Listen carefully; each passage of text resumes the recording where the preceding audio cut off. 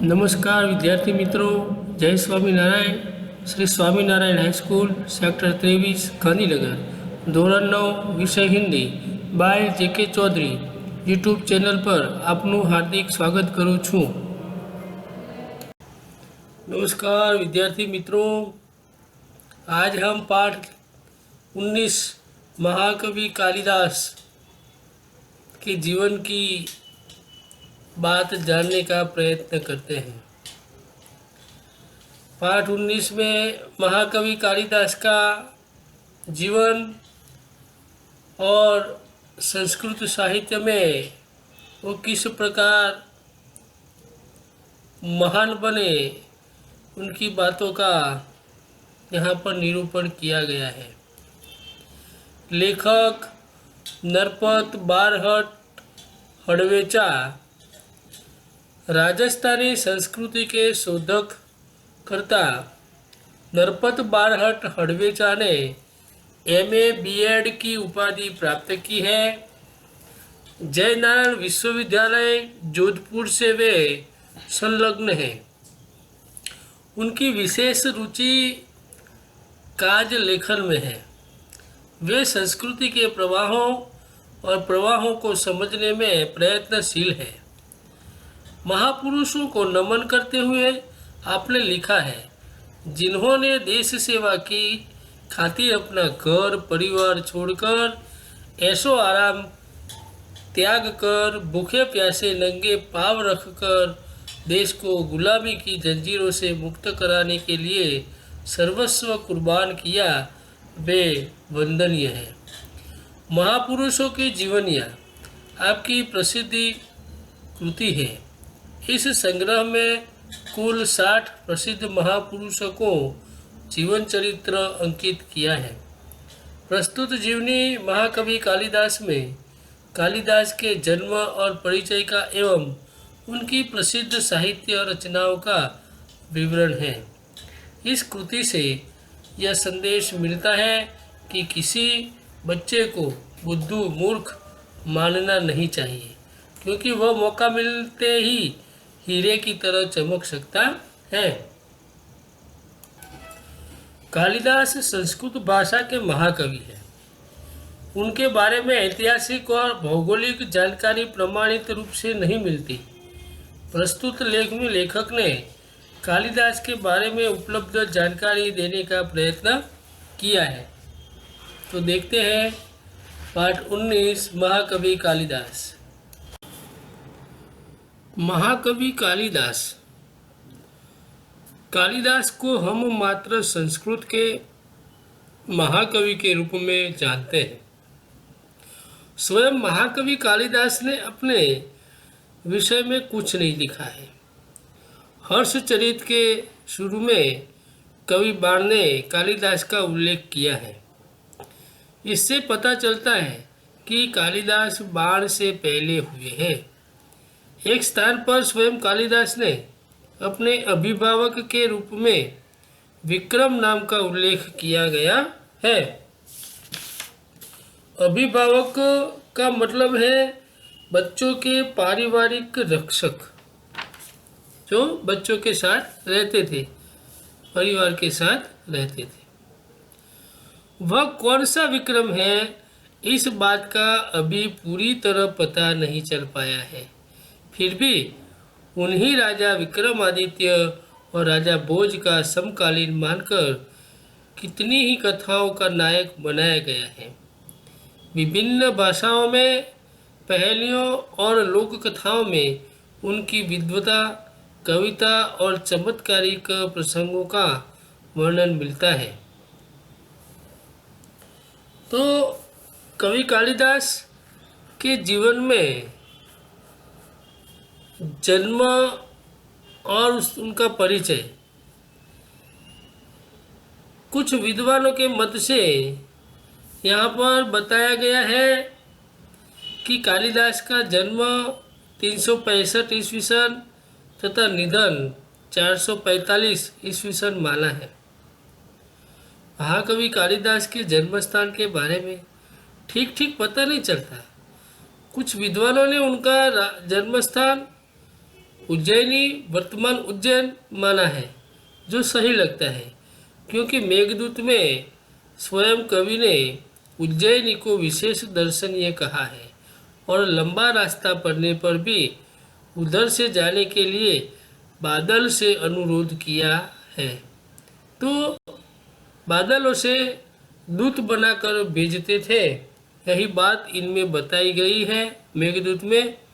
तो उनका जन्म स्थल उज्जैनी माना गया है।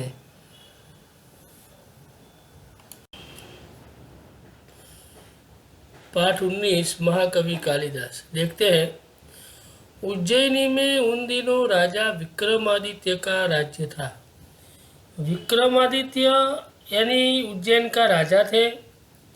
उनके राज्य में प्रजा सब प्रकार से सुखी थी। देश वैभव संपन्न था। साहित्य और कला का अभूतपूर्व उत्कर्ष हुआ था। इस युग में एक से बढ़कर एक कवि, साहित्यकार, संगीतकार और वैज्ञानिक उत्पन्न हुए। वहाँ की प्रजा सब प्रकार के सुखी थी। साहित्य और कला की उन्नति चरम सीमा पर पहुंची हुई थी। राजा विक्रमादित्य ने अपने नाम से ही विक्रम संवत चलाया था। समय समय पर उन्होंने सोने के जो सिक्के चलवाए थे, उनसे उनके राज्यकाल का ठीक ठीक पता चलता है। विक्रमादित्य ने शासन काल में जितना वैभव देश में था, जितनी साहित्य तथा कला की उन्नति हुई, उतनी कभी नहीं हुई। एक से बढ़कर एक कवि, साहित्यकार और वैज्ञानिक इस युग में उत्पन्न हुए थे। राजा विक्रमादित्य स्वयं साहित्य और संगीत के अच्छे जानकार थे। संस्कृत भाषा की उन्नति भी इस काल में ही अधिक हुई। अपने पूर्व जीवन में बुद्धू माने जाने वाले कालिदास विक्रमादित्य के दरबारी कवियों में सर्वश्रेष्ठ थे। कालिदास के अतिरिक्त 8 और कवि भी दरबार में थे, जो नवरत्न कहलाते थे। कालिदास भी इन नवरत्नों में से एक थे। कालिदास के विषय में कहा जाता है कि वे युवावस्था तक निरक्षर थे। निरक्षर यानी अनपढ़, कुछ भी अक्षरों का ज्ञान नहीं था जब तक वो युवा थे। जिस डाल पर बैठते थे उसी ही काटते थे। उनको ये भी पता नहीं था कि जिस डाल पर हम बैठे हैं उसी को नहीं काटना चाहिए, इतना भी उन्हें पता नहीं था। यानी कि बुद्धि ही कम थी उनकी। निरक्षर होने पर भी वह इतने विद्वान और महाकवि किस तरह बन गए, इसकी भी एक बड़ी विचित्र और रोचक कहानी है। निरक्षर कालिदास किस प्रकार विद्वान हुए, किस प्रकार महाकवि बने, इसकी एक विचित्र कहानी है जिसको हम आज देखते हैं। प्राचीन समय के राजाओं में उन दिनों शारदानंद नाम के एक राजा थे। उनकी एक गुणवती और विद्वान पुत्री थी। गुणवती यानी सभी गुणों में वो प्रारब्ध वाली, विद्वान यानी कि ज्ञानी, जिसका नाम विद्योत्तमा था। वह बहुत सुंदर और रूपवती भी थी। उसके रूप, गुण और ज्ञान की प्रशंसा दूर दूर के देशों तक फैली हुई थी। विद्योत्तमा को अपने रूप, गुण और ज्ञान का बड़ा घमंड था। शारदानंद की एक न एक पुत्री थी और पढ़ी लिखी थी, विद्वान थी और साथ में वो सुंदर भी थी, इसलिए अपने आप पर उसे अभिमान था।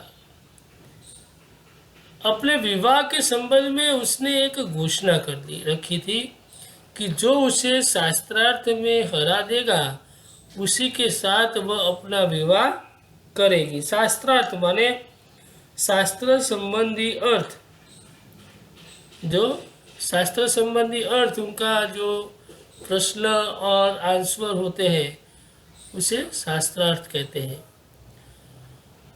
उसकी इस घोषणा की जानकारी जैसे जैसे पास पड़ोस के देशों तक पहुंचती गई, वहाँ वहाँ के विद्वान पंडितों ने यह बात सुनी।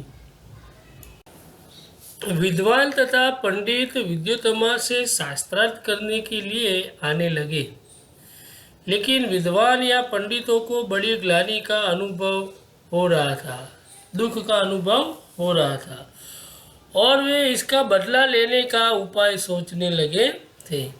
क्योंकि विद्योत्तमा बहुत ही ज्ञानी थी, होशियार थी, इसके सामने पंडितों की भी शास्त्रार्थ में वो विद्वान होने के बावजूद भी आगे नहीं बढ़ सकते थे, तो उनको भी दुख होता था कि ये लड़की होते हुए भी इतनी चालाक होशियार है। इसलिए सभी पंडित जो थे उनसे बदला लेने के लिए सोच रहे थे। विद्वानों और पंडितों ने मिलकर तय किया कि विद्योत्तमा का विवाह किसी मूर्ख से करवा दिया जाए तो इसका घमंड टूट जाएगा और वे अपने अपमान का बदला भी ले सकेंगे। अतः अब वे ऐसे मूर्ख की तलाश में रहने लगे। संयोग से उन्हें एक दिन एक ऐसा ही मूर्ख युवक मिल गया। वह पेड़ की जिस डाल पर बैठा था उसे ही काट रहा था। पंडितों तथा विद्वानों को लगा कि उससे बड़ा मूर्ख और कौन होगा, इसलिए पंडितों ने उसे पेड़ से नीचे उतारा और समझा बुझाकर एक सुंदर राजकुमारी से उसका विवाह करा देने की बात कहकर तथा लालच देकर अपने साथ चलने को राजी किया। पंडितों ने उस मूर्ख युवक को यह बात अच्छी तरह समझा दी कि वह वहाँ कुछ नहीं बोलेगा और गूंगा बना रहेगा, नहीं तो उसका विवाह नहीं होगा। वह मूर्ख बड़ा खुश हुआ क्योंकि उसने पंडितों की बात मान ली और उनके द्वारा दिए गए अच्छे अच्छे कपड़े पहन लिए। पंडित उसे विद्योत्तमा के पास शास्त्रार्थ के लिए ले गए। मूर्ख व्यक्ति था और उसके साथ कोई शादी तो करने वाला था नहीं, और इन लोगों ने, विद्वानों और पंडितों ने उनसे लालच दी कि भाई तू अगर हमारी बात मानेगा तो तेरी शादी हो जाएगी। तो मूर्ख युवक यह बात सुनकर राजी राजी हो गया। अच्छी तरह उन्हें शादी की लालच के कारण वो शास्त्रार्थ करने के लिए राजी हो गया। लेकिन पंडितों ने उन्हें बताया था कि अगर हम उसके पास ले जाए जिस लड़की के साथ उनकी शादी होने वाली है, तो उसे वहाँ जाकर कुछ बोलना नहीं है, सिर्फ गूंगा बना रहना है। जो हम कहेंगे वैसा अगर करेगा तो उसकी शादी हो सकेगी। पंडित और विद्वान इस मूर्ख युवक को विद्योत्तमा के पास शास्त्रार्थ करने के लिए ले जाते हैं। वह मूर्ख बहुत खुश हुआ। उसने पंडितों की बात मान ली। पंडितों ने उसे अच्छे कपड़े पहनाए और अपना गुरु और विद्वान बताकर शास्त्रार्थ के लिए उसे विद्योत्तमा के पास ले गए। राजकुमारी विद्योत्तमा को उस मूर्ख युवक का परिचय देते हुए पंडितों ने बताया कि ये हमारे गुरु हैं और बहुत बड़े विद्वान हैं, शास्त्रों के बहुत ही बड़े जानकार हैं, आपके साथ शास्त्रार्थ करने यहाँ आए हैं। लेकिन उन दिनों मौन व्रत चलने के कारण इस संकट से ही शास्त्रार्थ करेंगे, कुछ बोलेंगे नहीं, सिर्फ इशारे से ही वो शास्त्रार्थ करेंगे। विद्योत्तमा पंडितों की यह छल भरी बात नहीं समझ सकी और शास्त्रार्थ के लिए तैयार हो गई। विद्योत्तमा को ये बात पता नहीं थी कि ये मेरे साथ छल कर रहे हैं। इसलिए वो तो तैयार हो गई। उसने युवक को एक उंगली दिखाई जिसका भाव था कि ईश्वर एक है। विद्युतमा ने अपने एक हाथ की उंगली इस मूर्ख युवक के सामने बताई और उसका तात्पर्य यह था कि ईश्वर एक है। उस मूर्ख युवक ने समझा कि यह मेरी एक आंख फोड़ डालना चाहती है। वो तो मूर्ख था, पढ़ा लिखा नहीं था, इसलिए उसे क्या कह रही है वो भी पता नहीं था। तो वो तो समझा कि मेरी एक आंख फोड़ने के लिए वो बता रही है। उसने दो उंगलियां दिखाते हुए उसकी दोनों आंखें फोड़ डालने का संकेत किया। अगर तू मेरी एक आंख फोड़ डालेगी तो मैं तुम्हारी दोनों आंखों को फोड़ डालूंगा, ऐसा संकेत किया। पंडितों ने इस संकेत का अर्थ विद्युतमा को समझाते हुए कहा, आपके प्रश्न के उत्तर में हमारे गुरुजी का कहना है कि ईश्वर और जीव दो है। ईश्वर और जीव दो है।